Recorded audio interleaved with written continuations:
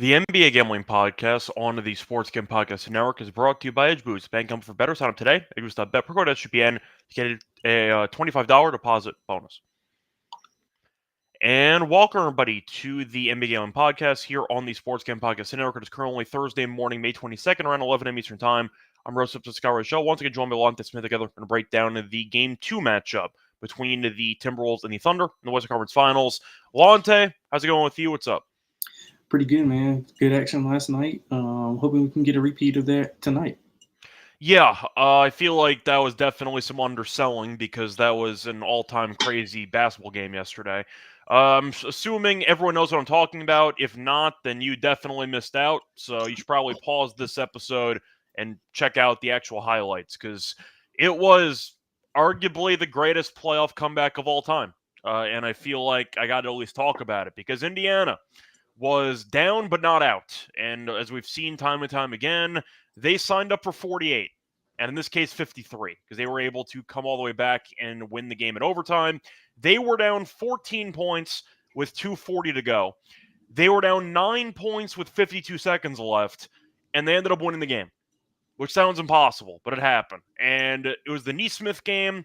You could throw a lot of different, I'd say, reasons as to why the Pacers were able to come back. You could really just come up with it's really tough to describe just how many things had to go right for Indiana in order to pull it off. But I can't really say that it was fluky because they've done it 2 times already this postseason. So apparently Indiana has discovered the art of the comeback, and they were able to do so again in Game 1 of the Eastern Conference Finals. I'm going to ask you what your takeaways were, because when I was watching it live, I didn't actually comprehend at the time what was happening, because you look up and the Knicks are up 16 or so. They're coasting. The game's over. Brunson picks up his 5th foul, and then you figure, okay, Indiana's going to go on a massive run here. And they did not. The Knicks went on a 12-0 run to blow the game open. And you kind of figured, okay, the Pacers can't get a stop. This game's probably over. Cat's got 35. Brunson finished with 43. And you figure, okay, this game's probably over. And it wasn't, because Indiana came all the way back. So I just wanted to hear your thoughts. What do you think? Man, it was a lot to unpack. Then I'll start with the resiliency. I thought of both teams are going to be in full effect in this series, and the Pacers showed that. Just the constant when they get down, they don't try to go like most teams do and shoot 3, 3, 3 and try to just get back in it the fast way. I think Halliburton talked about how there's obviously no 17-point shot, so they kind of don't want to chip away, get it to 10, then get it to 5, and I thought that's really big of them to keep their composure when things weren't really going as well. Obviously, the Pacers deserve the majority of the credit, but the Knicks blew that game, man. They had ample opportunity to put it away, even with Brunson in foul trouble. They had the lack of defense, and they were getting sliced in the defense. They were getting sliced in the half court defensively within the half court. Like at the end of the game, we saw the Halliburton assist to Nembhard, which was literally he was like it looked like a layup line. Josh Hart fell asleep. Yeah, and the Knicks were slipping. Brunson was bad, turning the ball over, missed free throws. Cat had on the pick and roll. They figured out something. I thought when Halliburton got going in that second quarter, they kind of found something, and they went back to it in that fourth quarter with the high pick and roll, putting Cat in that. And Cat is just pretty much a cone out there. They were just going all the way around him. Obviously, the Nesmith heroics, you can't let them get that many off. I mean, I thought they fouled too early. Similar to that was about the same time as OKC did in Game 1, if I'm not mistaken. I thought it was way too early to foul. OG missing the, when Brunson got to the paint and the one that they reviewed, I thought he should have kept that. They shouldn't have shot it. They're going to foul him anyway. That too. But I just thought he has to keep the ball in his hands. He had almost turned it over again when OG missed one of the 2 free throws. Like of the inbound, I thought they imploded pretty badly. But again, I mean, all that, and they still won. It's only one game, but it was an incredible game. Great comeback by the Pacers. Pretty bad choke job by the Knicks. Yeah. So to actually kind of go through what happened there at the end, the Pacers. I'll ask you a trivia question. Do you know how many consecutive possessions the Pacers scored on to end regulation? Well, I know Nesmith hit like 5 in a row. I would say that includes like 1 out of 2 free throw stuff. I mean, like how many possessions that Indiana scored at least 1 point on to end regulation. I would say 15. 13. Okay. 13 straight possessions with at least 1 point for Indiana in the final about 6 minutes to force the comeback into overtime, and that resulted in the win. The Halliburton shot, of course, is the crazy actual shot because it popped up off the back of the rim, basically as high as the backboard, and then ended up going in. I thought he won the game, and then it turns out his foot was on the line, and the Pacers had to kind of reset mentally to get the job done. I want to give a shout out though to Carlisle, who benched Miles Turner's ass in overtime, who I thought was awful down the stretch. Had the nice block, which was potentially a goaltend, but still, either way though, they benched him because he was awful to start overtime. Brought in Obi. Obi had a nice putback dunk there towards the end of overtime. I thought benching Turner though helped, and it really allowed Indiana to just go even faster, and they wanted to, and they wore the Knicks down defensively over the course of the final 11 minutes, including overtime. But just to go through a crazy stat here that I actually found before game one yesterday, NBA teams are reminded that the Pacers trailed by 9 with 52 seconds left. Before game one last night, NBA teams that trailed by 9+ points in the final minute of the fourth quarter or overtime of a playoff game were 0 and 1,414 since 1998. And now they're 1 and 14 because the Pacers were the first team in over 1,400, I guess, attempts basically to successfully come back from being down 9+ in the final minute. When it comes to all-time playoff comebacks or choke jobs, however you want to phrase it, it's on a short list. Yeah, definitely. It is arguably the worst choke job of all time in the playoffs, especially based on the stakes, because they are in the conference finals and the Knicks are trying to make the finals for the first time in about 20-something years. It's up there. Yeah. Now, I think my short list might start with the Durant and Curry and Clay and Draymond Warriors blowing a 31-point lead to the Clippers in the first round, but they won the series anyway, and they won the title anyway. Actually, no, they didn't win the title. They lost in the finals to Toronto. But the point is, they won the series anyway. So I guess in hindsight, it's not as bad because of the stakes being in the first round and the Warriors winning that series anyway in 6. But I remember Golden State blowing a 31-point lead to Lou Williams and to Montrezl Harrell. And I'm like, what the hell is happening? So that might be shout out to Montrezl. But the point is that might be on the short list for me as well. I'll ask you though. I know prisoner of the moment might be a thing where people might have a hard time thinking of anything that would potentially top this. Was this the worst collapse you've ever seen? One of them, off the top of my head, I mean, the Pacers played in another one that was a big collapse with the Bucks. So I mean, that was pretty bad too. But stakes wise, obviously, this is a step up in class. Man, it's been a lot of meltdowns. I mean, Memphis's meltdown was pretty bad as well in the first round against OKC. That was pretty bad, man. I thought, but just stakes wise, and I mean, they were up 9 with like 52 seconds left. A lot has to go wrong for you to be in a position to almost lose that game, but then to lose it, and then like you have to reset after thinking that Hallie won the game and it didn't. Right, and like so that was, I'm pretty sure it was a range of emotions for those guys, but yeah, it's up there for sure. It's up there. One of the better, I guess, comebacks and worst collapses that I've seen in any sport. Yeah, and I feel like a lot of people are going to mention, of course, the Reggie Miller game because that's involving these two teams. You had the, of course, insane three-pointer, stolen inbound three-pointer, then fouled on a rebound, and at that point, he scores about 8 points in 9 seconds. So that's definitely going to be up there too. You can mention the Spurs and the McGrady game, which was a regular season game, but still, that's what Nesmith turned into McGrady for about a minute and a half, and that's how they got the job done. Yeah, I feel like, once again, people are going to automatically only blame the Knicks for the loss. Indiana made every shot. They do. So I got to give them props to Indiana. Applied maximum pressure. They couldn't miss. Halliburton made a couple of big shots, and Nesmith kept them in it by making about 5 straight three-pointers. It was definitely just an insane collection of events that resulted in an all-time great comeback. Once again, it will be a funny footnote for NBA fans if the Knicks come back and win the series.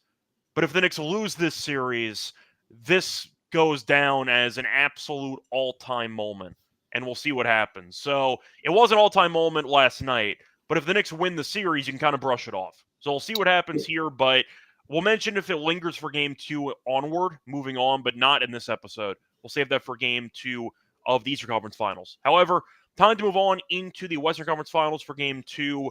Anything else you want to add for the Game 1 Eastern Conference Finals, or do you think we covered it? No, I think we covered it all.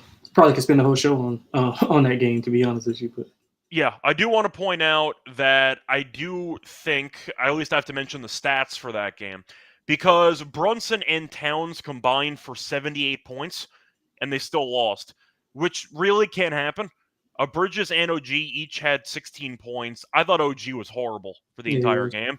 Bridges wasn't great either, but I did think OG was really just awful down the stretch. He had the turnover, which was a block by Siakam, where you could argue he shouldn't have shot it, but either way, that ended up being a very big, basically a turnover, because they ended up losing the possession out of that. And then he missed the free throw in there. Cat also missed a free throw, so he definitely could have potentially iced the game. But yeah, the Knicks had 4 starters, scored 16-plus points, 2 of them combined for 78, and they lost the game. So good bench production, too. Yeah, pretty good bench production. I saw McBride was good. He was actually a plus 12 in 25 minutes. He had 9 points. I thought Payne was brutal, and yet he was still a plus 5. So I guess he played fine. And Mitch was okay in a limited role. But point is, I thought OG was a mess down the stretch. As for Indiana, Nesmith had about 30, felt like 60, but he had 30. Halliburton at 31 and 11. I thought McConnell was good once again, because he's always good against the Knicks off the bench. And Obi was very good when they used him in overtime. I thought Mathurin was good, but he went away from him. Mathurin was kind of in a weird spot because he was 2 of 5 from the floor. He wasn't negative 14. Yeah, so, he was getting to the paint. He was getting offensive rebounds. He was getting to the free throw line. He was decent defensively. I thought he was okay. I don't know. I get it. But it felt like they were kind of targeting him a bit on defense. I mean, they were really trying everybody on Brunson throughout the entire game, and nobody can guard him. And Brunson finished with 40-plus. So we'll see what happens in Game 2. It's an all-timer, so we'll see if the Knicks bounce back or if they implode again in Game 2. Anyway, time to move on into the Game 2 breakdown between the Thunder and the Timberwolves. Before getting to the actual breakdown of that, though, a reminder that we do have a great discount code on the merch store right now. Use code DEGENS checkout for 20% off everything in the merch store. Plus, a reminder, they're brought to you by EdgeBoost. They have the first ever bank account for bettors, ensuring that all your gambling transactions are approved. No usage fees and unbalanced and cash rewards as well. 100% approval. Promo deposit. Sign up today. EdgeBoost.bet. Promo code SGPN. Deposit $25. EdgeBoost match deposit. EdgeBoost.bet. Promo code SGPN. We're also brought to you by Underdog Fantasy because they have the brand new promo. They're going long for the NBA playoffs with their extender bonus. Hop in Game 1, and the longer the series goes, the bigger the bonus gets. Also, when you sign up for a new account, use the promo code NBASGPN to get a special pick and a first-time deposit offer up to 1K bonus cash on Fantasy. Promo code NBASGPN.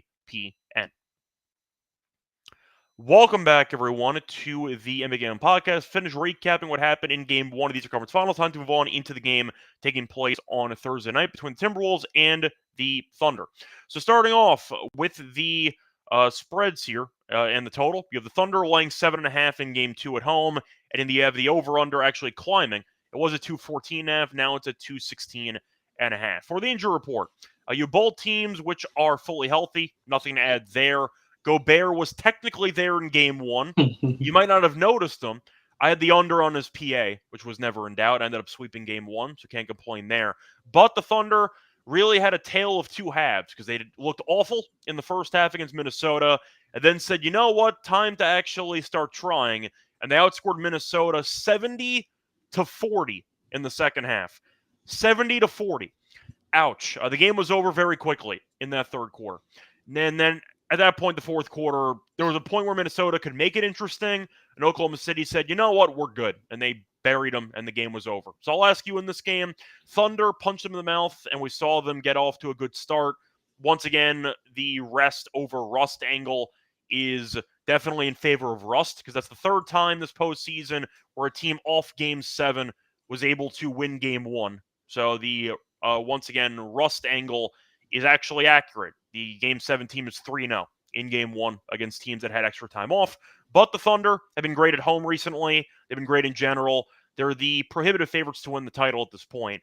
I'll ask you, though, for Game 1, did anything surprise you, or did it go the way you thought it was going to go? Went kind of like I expected it to go. I thought the Thunder would play a little bit better early on. Minnesota you would think that the time that Ant missed to start that second quarter, that they would kind of lose it a little bit, like lose the lead a little bit and some of their momentum, but they actually played particularly well without him on the floor. And then he kind of comes back, and then that's when the Thunder make their run. I mean, I thought it played out similar to how I thought it would. Obviously, wasn't expecting a 70-40 run in the second half, but I did think the Thunder would squeak away with a double-digit lead. I mean, a double-digit win. But how they got there was just kind of not how I envisioned it. But I thought the Timberwolves got some good looks. I thought the Thunder could play a whole lot better. But in this specific game, I think that we're going to see Minnesota play a little bit more zone, kind of protect Jaden McDaniels with the foul trouble, protect a lot of those defenders with the foul trouble, because they are, obviously just can't keep their hands off of Shea, and they can't stop, giving him, sending him to the free throw line. But I think the Thunder will adjust a little bit, because they didn't play their best. They struggled finishing at the rim. I know early on the threes weren't falling, but they were getting quality looks. So they shot 50% from three, but a lot of that success came in the second half. But I like the Thunder here. I think obviously Minnesota will come out a little bit more aggressive, trying to attack the rim, put the pressure on the defense. And I'm interested to see how the game is called, because, to be fair, the Thunder were getting a little bit beneficial whistle defensively, and the Timberwolves were not getting that same whistle defensively. So I think it evens out here. But I don't see a high-scoring game at all. I don't agree. I mean, they bet the total up last game, and it barely got to 200. So I think we see a lower-scoring game, more zone from the Timberwolves. I think the Thunder play a more complete game. Yeah, I like the Thunder minus 7.5. Yeah, it barely got to 200, and there were 60 points in garbage time, basically, of the fourth quarter. Right. So the game was flying under. Each of the first three quarters at less than 51. So I do like the under as well with you. Do want to point out Randall was very good early in the game. The entire Timberwolves team didn't show up for the second half, but Randall had 28 points, 8 rebounds. Ant was invisible the entire game. I thought it was pretty bad. I had 8 rebounds. I had 9 rebounds, so I'm not surprised he was good on the boards. Gave him out to be the rebounding leader at about 40-1, so a good start there. But he had 18 points, didn't really do much. For the Thunder, 4 of the 5 starters had 12 plus points. Hardenstein at 12. Saw Chet have a really bad first half. Then he picked it up and scored 15. J-Dub had 19, and Shea had a really inefficient 31 on 10 of 27 from the floor. Did a good job in the second half. Of course, the main talking point from game one was the whistle that Shea was getting, because he was 11 of 14 from the foul line. My main concern was Ant ghosting another playoff game, but nobody talking about it because he has generational PR, and I feel like Ant never really gets held accountable for no showing playoff games, and it's happened more often than you think. So is that a fair statement? Because I remember Ant having a pretty bad Western Conference Finals last year. He was not great in the closing game against the Lakers. I thought Randall was the best player on that team for a decent portion of that Warriors series. I know that Ant had a couple of monster second halves. Yeah. He was no showing the first half in pretty much all those games. Mm-hmm. And nobody talks about it. Why is that? I feel like Ant needs to play because he's so likable. Yeah, he's just so likable. I get it. I'm just saying, I think Ant needs to have more consistent playoff performances instead of just having phenomenal halves. Yeah, but Ant no-showed the entire game. Nobody called him out for it, except for me. No aggression. I'm calling him out for it. Do something. He scored 18 points in a playoff game. Yeah, I'm with you. I mean, he's got to be a little bit more aggressive. He was. I didn't really like his presser. He was just saying, "Oh well, they loaded up, couldn't get to the lane." But I mean, we've pretty much been seeing that your whole NBA career, because that's been the anchor of these defensive teams. They want to stop you from getting to the paint. So it's not like any other challenge. Just maybe the ankle was bothering him, but maybe that's a little bit of an excuse, because he came back and he almost dunked on the entire Thunder team. So I don't think that was an issue. The Thunder did do a good job, but again, Finch was saying that he got to do a better job of getting him and Randall in certain spots and areas that they like. So it could be scheme driven, but a lot of it has to do with just Ant not being as aggressive as he usually is. Now, does he have to get downhill every single time? No, but at least put some pressure on the defense to open up to get those threes. And then I think when you play a mixed game of mid-range finishing at the, he's had trouble finishing at the rim. He's like sub 40% or sub 45% finishing at the rim in the playoffs in the half court. So he's struggled defending finishing at the rim. And the Thunder do a really good job with Chet and Hartenstein of that. But great players, they have to figure it out. I think he will figure it out. He's got to be a little bit more consistent with being able to figure it out a little bit earlier. Yeah, and even with the garbage time, Ant still played 37 minutes, and there's no world, no matter how much they're loading up on you, Yep, 18 points. Ant should only take 13 shots from the floor. That just shouldn't happen. How many free Ant should be, throws? Ant had a grand total of 7 4? free throws. 7. Yeah, that's He not made enough. 5 of them, but he attempted 7. But Yeah, that was early on too. Whenever yeah, they were kind of fouling a little bit earlier. they were only winning the game because of Randall. Randall Yeah. carried the team in the entire first half, and Ant was kind of an afterthought. But I got to mention it because Ant's got to play better. That's just not good enough. Now, I do want to ask you a trivia question. Do you know how many players in Game 1 for Minnesota scored 10-plus points? I would say 2, Randall and Ant-Man. That is correct. They're the only 2 guys to score 10-plus points in the entire team. Because McDaniels came out, hit a 3, hit a mid-range jumper, and don't think he scored again. I think he maybe scored 2 free throws. I think he had 7. He had 7 because he fouled out. Yeah. But I mean, he started off high. He scored the first 5. Mm-hmm. And they did a good job of keeping him out of the game, messing up his flow. So yeah. Yeah, and I do want to point out, by the way, the Timberwolves went 15 of 51 from 3. Yeah. The bench was horrific. DiVincenzo and Naz Reid combined to go 4 of 25. A lot of those were wide open too. Yeah, they were 3 for 19 from 3. Do you want to give you another trivia question? Do you know which player on the Timberwolves led them in field goal attempts? Field goal attempts. I would say DiVincenzo. That is correct. Yeah. Dante DiVincenzo led them in field goal attempts. Wide open though. A lot of them were wide open, good shots. He just missed. Yeah, it's good for him. He has been terrible all postseason. Yeah. I've been roasting him every single episode, basically, and he was terrible again in Game 1. 14 shots. That's a lot of shots for a guy who can't shoot in the postseason. But the Thunder were able to clamp down. They dominated the second half. Once again, Chet was really bad early. Then he picked it up late.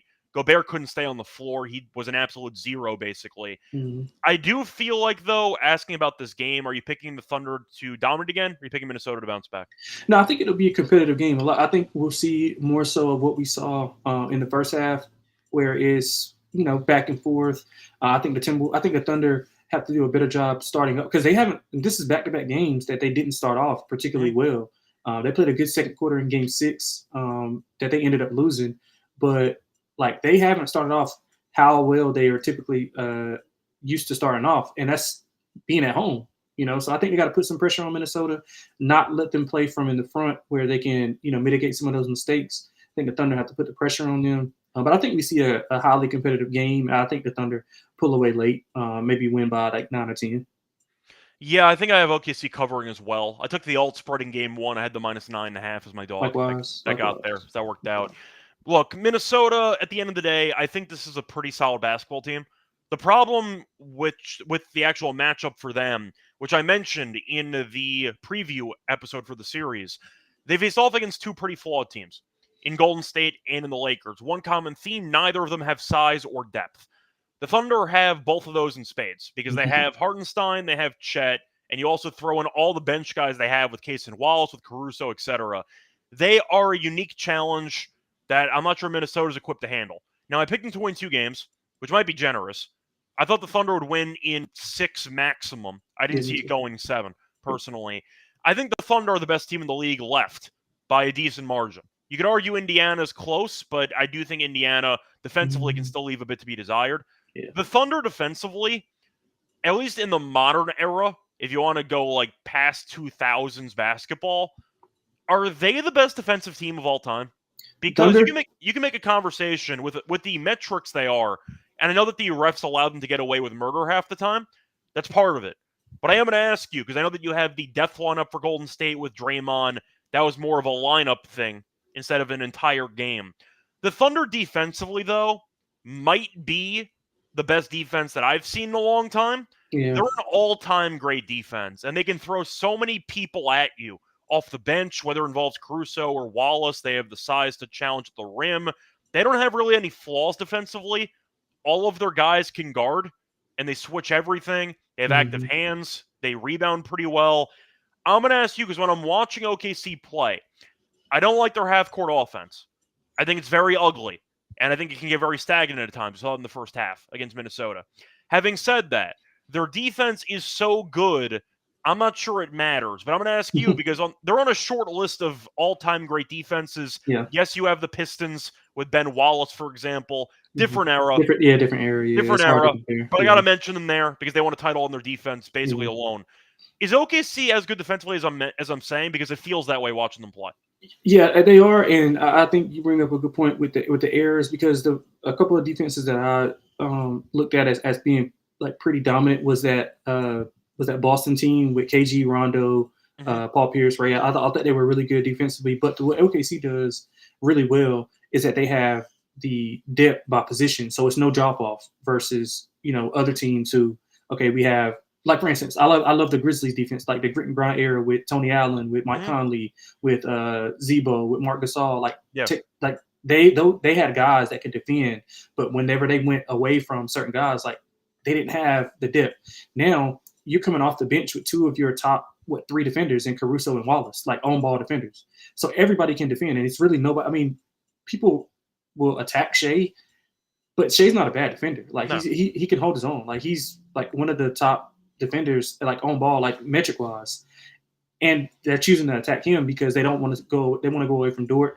Chet, obviously, good rim protector. Hartenstein, everybody really else is just so good that Shea's technically the weakest link, and he's still a pretty decent defender. Right. So I think that they're elite. What makes them elite is how versatile they are and how many guys they have that could do multiple things. I mean, you got Caruso guarding centers, which makes it easier for Dort to play on the perimeter. So that's why Julius Randle was kind of negated because early on, he was getting what he wanted. And, it's like, well, we'll put Lou Dort on. And Lou Dort kind of shut his water off. And you kind of saw the trickle-down effect when they weren't able to get anything going with Ant-Man. So, yeah, I would agree that one of the top – I mean, but you have to just separate it in error because a lot of those defenses, like they were talking about with the Celtics and I think you brought up the Golden State and the Detroit Pistons, like those errors were not, like, spaced out. They were more, like, post-defiant, walk the ball up. Like, the pace was pretty down. So, I would say this Thunder team is one of the best I've seen in a long time just because of their versatility, the way that they're able to bring guys off the bench and plug them in and no drop-off defensively from anybody. Even Kenrich Williams, Aaron Wiggins, all those guys can defend and play really well in space. So it's just no drop-off. And I think that is basically relentless. That's relentless effort. That's relentless scheme, good coaching, all of that stuff plays in the part as how it's no drop off from anybody on the court when they're playing defensive. Yeah, the weakest link is arguably Isaiah Joe, and he barely plays, so it doesn't really matter at all. But the point is everyone can actually guard 1 through 5 for the most part, and they have about 8 guys that can do that. So I wanted to mention it because OKC's defense, if you're not sold in the offense, I get it, because I understand the foul baiting can be a bit concerning for Shea. Truth is, Brunson was pretty bad last night with the foul baiting. I thought he was a mess in terms of flopping all over the place. But still, the point is, I understand why people are a bit upset about the offense because it can get very stagnant, myself included. Having said that, their defense is honestly just something that I've not really seen before. I feel like you've seen aspects of it, but never with the depth and the consistency and also the pace. Yeah. Because you mentioned, for example, Memphis with the grit and grind. You have the Ben Wallace Pistons years. Those were very, very, I'd say, I'll put it this way. They were intentionally punting the pace of the game. They wanted it at a snail's pace. They're going to play at the half court. That was how they're going to play. The Thunder can play either way. The Thunder can go fast. They can go slow. They can really use whatever pace they want. And they're still dominant defensively. And I'm wondering for Minnesota, because it didn't really matter much in the first 2 series, is the supporting cast good enough to carry them potentially if needed if Randall or Ant have an off game? Ant had an off game in game 1, and they scored less than 90 points. So I don't know if they're good enough offensively because, yes, I know the bench could play better. DiVincenzo's been bad all postseason, but in theory could get hot. Reed's been a mess lately too. He can play better. Do I like Conley? No. Do I think Jaden McDaniels is reliable? Not really. He's had a couple of monster games. I don't think that's really consistent for him. Do I like the other options? Not really. I feel like that's the problem they have. I mean, unless you disagree with me, because we know Gobert's not going to be a threat unless he's being guarded by whoever the center was for the Lakers in Game 5. I agree with you. I mean, another thing that makes them so good is their ability to, like a lot of those teams that we were talking about, when they got turnovers, they still walk the ball up.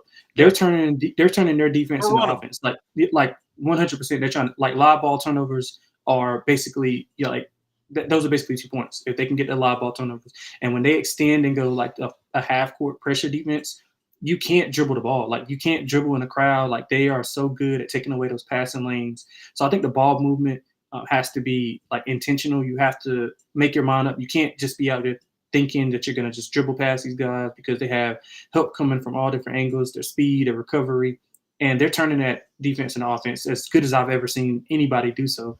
And the Minnesota Timberwolves, they turn the ball over a lot, man. You saw the carelessness of the turnovers with those guys, and they don't have multiple ball handlers. I mean, Mike Conley's a little bit older. He's able to handle the ball. He's a veteran.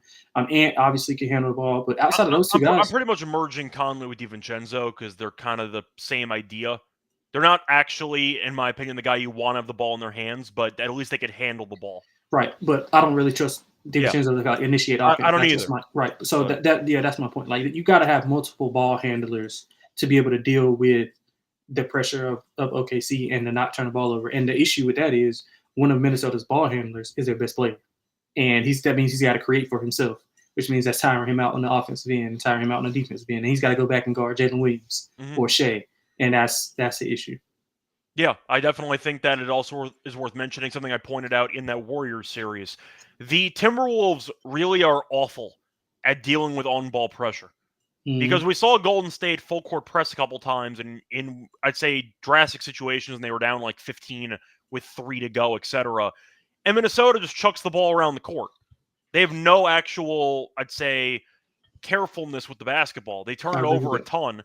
And you're looking at the Thunder, who apply more on-ball pressure than anybody. And the Timberwolves in Game 1 had 18 assists and 17 turnovers. And OKC turned the ball over a ton as well, and they don't turn the ball over. They generally turned it over 12 times. It wasn't as bad as you thought, but early on they turned it over a ton. And they were able. That's why they won in the third quarter run. They kind of cut that out, but they had 12, which is they fine. don't turn the ball over though. They don't get double-digit turnovers often. Yeah, but for this game, I think we agree. I'm on the Thunder again, and I'm gonna go with the under for this game. Minnesota, I picked them to win a couple games. Once again, maybe OKC wins in 5, and maybe we see the Timberwolves bounce back in Game 2. We have seen a lot of zigzag theory in the playoffs so far, where teams that look great in Game 1 suddenly look pretty bad in Game 2, and you might get some chaos. But I'm looking at what OKC is doing defensively and what the options are for Minnesota. And besides hoping that Reed, who's been bad for the last couple games, and DiVincenzo, who's been really relied upon more than he ever should, because he's been that bad, but Connolly is being targeted defensively. You have to use him. So with those two guys getting a large portion of responsibility, it creates a lot of danger, kind of like the Nuggets relying on Westbrook a lot, where you acknowledge the volatility, but you can't really go away from them. So you have to keep using them, hoping you had a good game. And I feel like I have more faith in Reed than DiVincenzo at this point, but I got to mention it. When they combine to go, once again, just for the actual shooting numbers in Game 1, they went 6 of 25. They were a mess. Ant was invisible. Randall was incredible for a half. He only had 1 assist, so at least they limited his playmaking. But I'm looking at Minnesota's offense, and I have to ask you, because I know we kind of just talked about it, how many guys really scare you? Because Randall can be hot and cold. He's been very hot lately. Ant has been more invisible than people want to admit, more often than not. He had a couple of great halves against the Warriors, but I do think he can be playing better. And besides those two guys, who do you like? Yeah, well, to be honest, I mean, nobody scares me if I'm OKC but Ant. And I think the product of him getting going and scoring those, 30 and 35, that means you got to load up a little bit more on him. You can't play him single coverage. They had a lot of success because they were able, and OKC's defense has a lot of success, but they don't do a lot of doubling because they don't have to, because their defenders are so good. But now if Ant gets going, like, you kind of got to shade over a little bit, which opens up, more open looks for, DiVincenzo, Conley, and some of those guys. And granted, they missed those looks in the first game. I think they'll make them going forward a little bit better than what they were. I'm tired of having faith in DiVincenzo to make shots. Yeah, that's fair. Reed I can agree with, but DiVincenzo I've been out on for weeks. Yeah. And then you got the McDaniels corner jumper. He's really good on the corner threes. But, if I'm them, I'm cool with Randall scoring. Like, if he wants to score 30 and shoot, threes, okay, that's cool. I'm fine with that. I'm fine with Randall doing what he did in Game 1, because that means the ball is in his hands and not Ant's. So I completely want Randall to do what he does, and especially if he's gonna just shoot the three. Granted, he was making them, so I would keep shooting them too. But I think he's better at mixing the game up drawing fouls, getting to the line, causing them to shift their defense to maybe get the guys other looks, because he was averaging like 7 assists in the last series. But again, you talked about it early on. They didn't have the type of defenders interior or on the perimeter as OKC has. So I think that's the issue. But to answer your question, like, Ant would be the only guy that I would be like scared of, because I truly believe that their success is like those other guys, McDaniels, Reed, DiVincenzo. I think all of their success is banking on him being hot and the defense kind of shifting to do things that they don't normally do, which leaves those guys kind of on islands and being able to make open shots. Yeah, you mentioned Randall, of course, having a great series against the Warriors. I will point out that was basically a G League team, or not a G League team, basically a play-in team without Curry for the final 4 games, because Golden State had no size. Butler ghosted for part of that series too. Mm-hmm. They just didn't have enough. Yeah. And when your rim protection is going to be either Draymond, who Randall dominated the entire series, or you're throwing in Quentin Post, good luck with that. Like, that's not going to go well. This is definitely a unique obstacle. But moving on to the actual player props, see some questions about some guys, so I do want to know your thoughts on them. Yeah. I see somebody mentioning McDaniels will play better. I know foul trouble kind of took him out of the flow of game 1. Yeah. They need him. Mm-hmm. Do I think he'll avoid foul trouble in this game? I didn't say that either. We'll see if MVP SGA gets an MVP whistle tonight. But either way, they got to take him off him or go more zone. He can't. I mean, I was talking about it yesterday with Real. I think McDaniels he's like a big physical shutdown corner. He's like Richard Sherman. He can guard those big physical guys like Luka, LeBron. Like, he can guard them really well. Brunson, like all those guys who are physical. But Shea's so shifty. He's so good ball handling, creating space. Like, it's harder for him to stay in front of him. And I mean, some of it is fouling, but again, like, he's a risk taker. Like, he's aggressive. You can't be that. You can't be aggressive against Shea. Not if they're going to call, those calls that they've been getting. So yeah, I mean, I think McDaniels, they have to take him off of him. Maybe put a bigger. Maybe put a more. I mean, I would probably try to put Ant on him. You got to just switch it up. Like, I wouldn't put McDaniels on him. I would play more zone as well. Yeah. I do want to ask you, though, for McDaniels, if you want to take his props, I'll ask you, because I do think, once again, they're going to need him to play well. And the fact that he was off the court was a big deal. But for his points, that 11.5, you can find minus 105, basically. Against the Thunder, he had 17-plus points in 3 of the last 4, but he was not good in game 1 because of foul trouble. Do you like him in this game? Are there any players are actually targeting for props in this game? For McDaniels, I would probably stay away from the points, just because I want to see if they really are going to take him off him and put him in more of a zone coverage. I would look at his threes more, because if I envision Ant having a better game, then that defense is going to have to shift. So I would look at his threes made. That should be at 1.5. That should be at plus money 1.5 if I'm not mistaken. You can find McDaniels 3-pointers at, sorry, just trying to find it right now.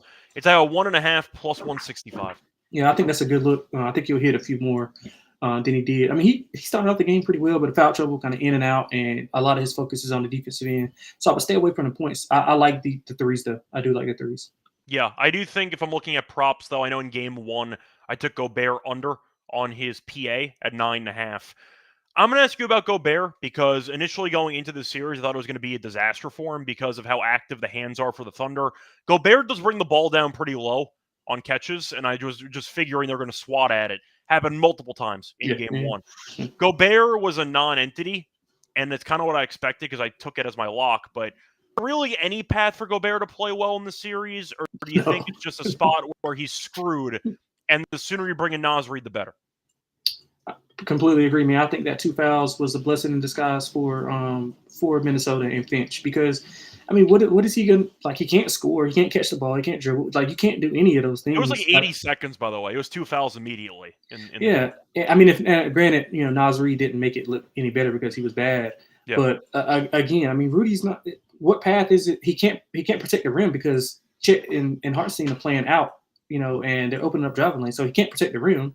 So what is he going to do? I've been playing him under pretty much all playoffs, because it was not advantageous matchups. Like, he would be better suited against the Joker, where he could stay on the floor, or against a bigger, like, Hartenstein's bringing him out. Hartenstein's hitting the soft, like, 10 to 12 foot floater. Like, it's nothing that Rudy can do. He's not even grabbing rebounds, bro. Like, what is he going to do? I don't understand. I don't see a path where he has any type of success. Yeah, the thing I'll say, though, is that even though I did take it in Game 1, I'll not take it again in Game 2. 9.5 PA I'm fine with. 7.5, at this point, you're kind of cutting it because Gobert might, if he avoids foul trouble, he might play 30 minutes. Yeah, he can get Maybe. 7 rebounds pretty much. Yeah, That's what I'm saying. Well, yeah, that's why I did PA, because I wanted to yeah, ignore the rebounds. So yeah. I do think Gobert might play better. He can't play any worse than he did in Game 1. I wouldn't trust him either, but I'll ask you about Ant, because Ant was a guy who no-showed Game 1. The Mhm. rebounds were good, which I predicted pre-series. It's at 6.5 now. It's juiced, though, 135. Is there anything you like for Ant or for any of the other star players for either Minnesota or for OKC in this game? Yeah, so I like Ant. What is his number at? It was at 25.5 last game, if I'm not Yeah, his mistaken. points are at 25.5 again. It's at plus 114. You can Yeah. find 24.5 if you want it, but that's available at minus 106. Yeah, I like that 25.5. I mean, I think he's going to have to set the tone if they want to have any kind of success. If he does not score over this number, they're probably going to get blown out. Simply because of the gravity that he pulls defensively. And once he has things going, like I said, OKC has to shift a little bit and do things out of the norm, whether that's double, send a little bit of help on the weak side, get the ball out of his hands. Ant is the most blitz player in the NBA. He was throughout the entire league. But the Thunder don't have, like I said, they don't have to do that because they're fighting over those screens. Caruso, Wallace, like all of those guys are fighting over screens. So it's even tough to even get a switch, like to get Hartenstein on him. And once you get Hartenstein on him, okay, that's fine. So we'll just drop Chet off in the help side, and it's hard to get to the rim. But I do think that they'll play more in transition and try to beat the defense from being set. And if they could protect the ball, I think Ant has a really good chance to score like 30 plus to keep it competitive. Yeah. Um, I'm sorry. Go ahead. They're going to need him to. No, I'm Yeah, just going to say they need him to. But yeah. On the other side, I like J Dub, man. I thought J Dub, he got a little bit of rhythm getting in transition. He wasn't really aggressive offensively as much as I would like, but again, kind of didn't really need to. He was getting a lot of his stuff off turnovers. He hit a couple timely shots. I think he'll be better offensively, defensively if they play a little bit more of that zone. I think they'll have him as an initiator. Some of the things that I liked in the half court when he was initiating, even in the full court when McDaniel was kind of pressing Shea, they allowed Jalen to kind of initiate the offense. So I think J Dub can have a big night as well to kind of lead them to victory. yeah, I do think if I'm looking at guys that they do want to target, I actually like a fade of Randall to some degree. His rebounds and assists are at 12.5, which is way too high. If you actually look at his postseason numbers, he's gone under this number in 8 of the first 11 playoff games. He only had 9 in game 1. He had 1 assist. He had 8 rebounds, but Gobert barely played. We know Gobert can definitely, when he's actually rebounding, take away chances from Randall. I think 12.5 is a lot. Randall had a great scoring game, and the Thunder kind of let him isolate a ton. But I think 12.5 feels pretty large. He's gone under this in 4 straight against OKC. I think it's a pretty high number. I like it. Give me the under 12.5 RA for Randall at minus 125 for this one. Yeah, I like that. Do you want to ask you, is there anything else you want to talk about for props or for sides, totals, takeaways, Shea winning MVP? Anything you want to talk about? I mean, just well deserved for him. Great speech, actually. But yeah, not much, man. I think we pretty much covered everything. Yeah, the one thing I'll mention about Shea winning MVP is the fact that I do think everybody's aware that Joker is the best player in the world. But I've said for pretty much a month straight on the show, a month, 2 months straight, Shea's winning MVP. MVP is one of the easiest awards to bet on. It is. Because whoever's the favorite with like a month to go, there's a reason why Shea's like minus 600. He's winning. Like it's not gonna happen for Joker. Whether Joker deserves it or not, you knew going in based on betting markets who was going to win with about 2 months to go. It was obvious. I've been saying it many times on the show. Do I think Joker should have won the MVP? Look, 68 wins, 68 wins. I know how good the Thunder are anyway with supporting cast. I get it. The win differential was definitely noticeable. Having said that, I don't think Denver's actually that good at basketball. And I thought Joker basically is the entire engine of the team. So it depends how you look at it. But playoffs aren't included. They pick the best player on a 68-win team. Yep. Shea is a deserving MVP most years. Mm-hmm. Joker put up an insane stat line, an all-time great year, so I understand in this case if you'd prefer Joker winning it. But 68 wins is 68 wins, and Shea was the best player. Like, I get it. 100%. But would I have voted for Shea? Probably not. Does it matter? No. Because I think that Shea in most years was deserving to win it. I'm not going to get mad at Shea winning an MVP. Yeah, I will. I mean, I would have voted for him for sure. I mean, people always say that they value winning until it's time to value winning. and and they don't because Joker is a likable person. I've heard people with votes talk about how great Joker's season is, and my thing is, granted, they finished what, fourth, right? Or fourth or fifth in the. They finished fifth. They finished fourth at home court against the Clippers. Yeah, so I mean, but granted, they were like what, a game away from being like ninth, so it's not a ton of separation there. But it's just those are the same people who said they wouldn't vote for Russell Westbrook in that year because they weren't winning. But now you got an elite player, 68 wins, been in the MVP like top 3 for the past 3 years. I mean, it got to be some kind of separation. Obviously, Joker's the best player. No, I don't think anybody's going to debate that. But it's a classic MVP argument, though, where people who think Joker should win are basically saying if you plucked both players off their respective teams, how would they look? Mm-hmm. And the Thunder without Shea might still be a playoff team. Yeah, but that's just not how they. That's just not how the MVP. No, works. I'm saying that's the argument people would make. That's why they're drawing this conclusion. But I was fine with Shea winning it. I would have voted Joker. Do I care that much? Not really. I don't really care. But either way, nice job by Shea winning the MVP after allegedly getting hosed last year. I don't think he did, but some people think he did. So either way, he was able to get the job done there this second time around.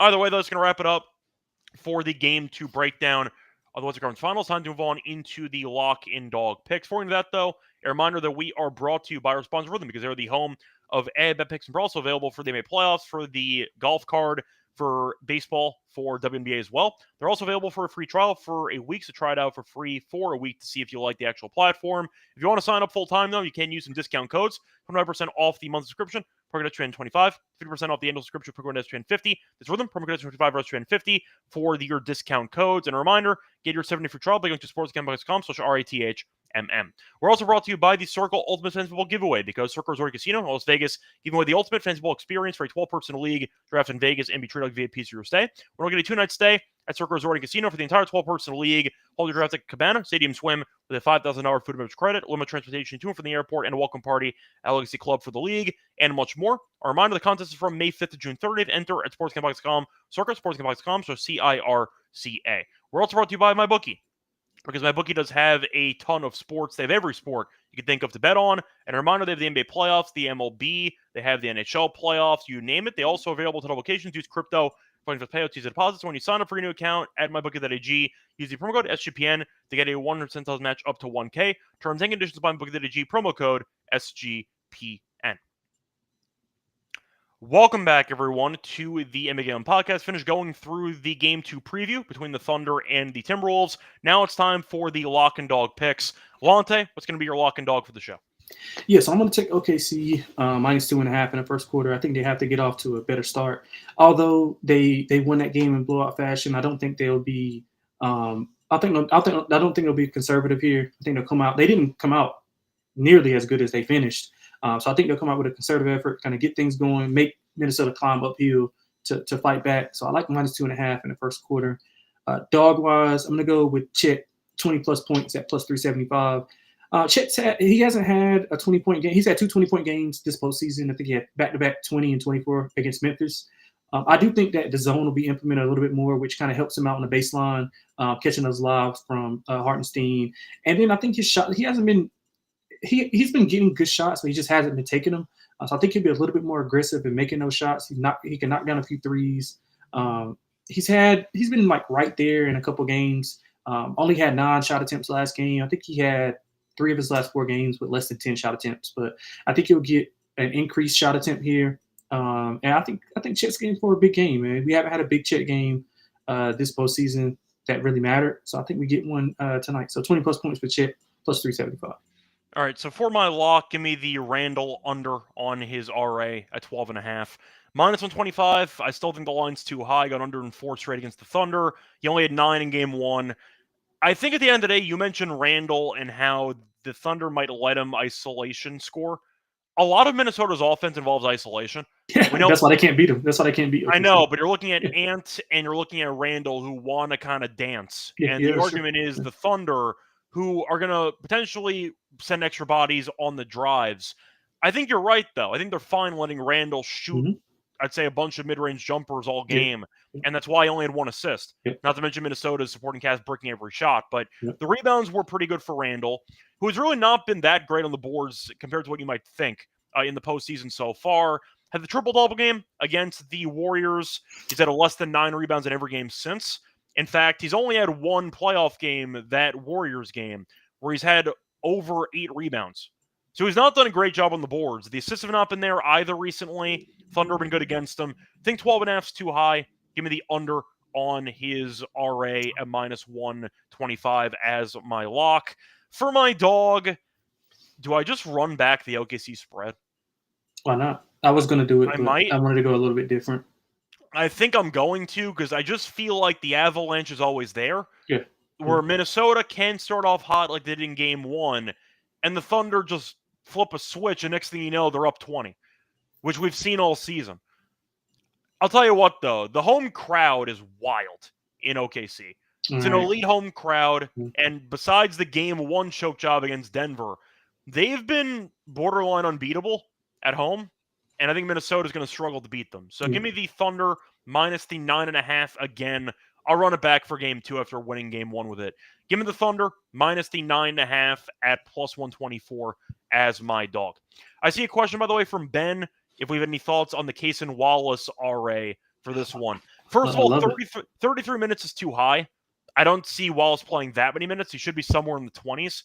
I think Dort, though, can do his job. Caruso can as well. Wallace is solid, but the Thunder have so many guys that do the same thing in a good way for role players that assuming you're going to get that much playing time from Wallace is a bit, I'd say, asking a bit much for me. I see him finishing somewhere in the 20s for playing time. So do we agree on that, by the way? Because for game 1, Wallace, a grand total of, he played 33. I think garbage time played a factor with that. I think he'll play closer to like 25 in this game, personally. It might come down to Dort. Because, like, if Dort is not making shots, what's the point? But if Dort actually makes his shots, then Wallace might be, I don't want to say an afterthought, but I do think he'll be, I'd say, coming in a bit later if Dort's making his shots. Played 33 minutes in game 1. I think he's a great player. I think he'll be closer to the 25 range in game 2. But what are your thoughts on that for playing time? Yeah, I don't disagree. Cason actually has been the first guy off the bench instead of Caruso. He should. He could actually shoot. Yeah, I would add the points in there as well because if you think if it's going to be competitive, they're going to rotate those bodies in and out, and they did pretty good. Like I said, they do a really good job when Shai's on the bench of ball movement. And Cason Wallace being in the middle of that zone, he's getting like lob passes to Chet, to Hartenstein. He's bringing the ball up, and I would add the points in there. But I like that. But I agree with you. I would say a little bit probably more on the 24, 25-minute side. Granted, unless we see some foul trouble with like Dort or maybe J-Dub or whatever. But, yeah, I completely agree with the 25 to 28-minute span. But I think he still can exceed the RA. I would throw the points in there as well because he's getting those wide open looks. Yeah, and he could actually shoot. Yeah, he's really good from 3 he's so really far good. this postseason. Jason's really good. Yep, I think it's a good matchup too. But anyway, we did go through our lock and dog plays, and now it's time for the underdog entry for the show. Lonte, no pressure, but Terrell and I have won 2 straight on WNBA, so no pressure for the underdog entry. I don't know how you did with Terrell on the underdog entry for the Knicks game. We had Cat. He went higher. We had I can't remember who else. I think we had Cat. Brunson. I feel like everyone went over. So if you pick the right players, you probably won. Yeah, I think we hit Cat, Brunson, and somebody else on the Pacers. I can't remember who else, but yeah, I think we did win. I'll go back and look at that, but I think we did win that. Either way, been a good underdog run for us on the channel, whether it's WNBA or NBA. I'll ask you though, for any props, who do you like? I think I do want to recycle the Randall RA. Yeah, I think the line's too high, so I'll go back to that. Do you have anything you want to share? I mean, I like J-Dub, but it's not my absolute favorite. My absolute favorite would probably be the Caruso threes. He's just keep making open threes. I mean, they got to sacrifice something defensively, and he tends to be wide open. If he's still at 1.5, I like that a lot. Oh, it's not just 1.5; it's 1.5 at plus 150. Yeah. I like that a lot. He's made 2+ in 5 of the last 6. Right. So And he's wide open. Yeah. I like that. I like that a lot. So we'll throw that in 2, and then for one other one that we want to go with. Do you like Chet's blocks and steals? I thought about it. I believe he had 3 in game 1. I think his line's usually at 3.5 now, which I think is always going to be a bit of a sweat there. Yeah, that's true. Then again, he barely played any of the fourth quarter, so there was some extra playing time that could be had. It's actually 2.5. I think they'll be more aggressive. Minnesota will try to attack the rim. I think Finch talked about that in the presser. So I think he'll have more opportunities. It's at 2.5. He's had at least 3 in 5 straight games against the Timberwolves. So I'm fine with it. Yeah, so once again, the entry here for Underdog for game 2, going to go with the Julius Randle lower on his 12.5 RA. Going to go with Caruso higher, 1.5 3-pointers, and we'll go with Chet higher, 2.5 steals and blocks. Anyway, that is going to wrap it up for the show. Back once again tomorrow for game 2 between the Knicks and the Pacers. I might have to reach out to Terrell if he wants to switch days, because I don't know if he wants to talk about game 1. So I might have to ask if he wants to switch for his sanity. So we'll see if Terrell's able to actually go for game 2. But either way, we will have the show in some iteration for game 2 of the Eastern Conference Finals tomorrow. Terrell might be back tomorrow. We'll see how he's doing. But either way, point is we should have some combination for that game. Lonte, anything else you want to add before we end the show? That's about it, man. Good luck to everybody tonight. Yep, finished at about 56 minutes or so. So once again, hopefully you enjoyed the show. Don't forget to like, subscribe to the channel. And once again, don't forget to check out the other podcasts on the SGPN app. And don't forget to subscribe to each of us individually at Reichel Radio, at XXLonteXX on Twitter.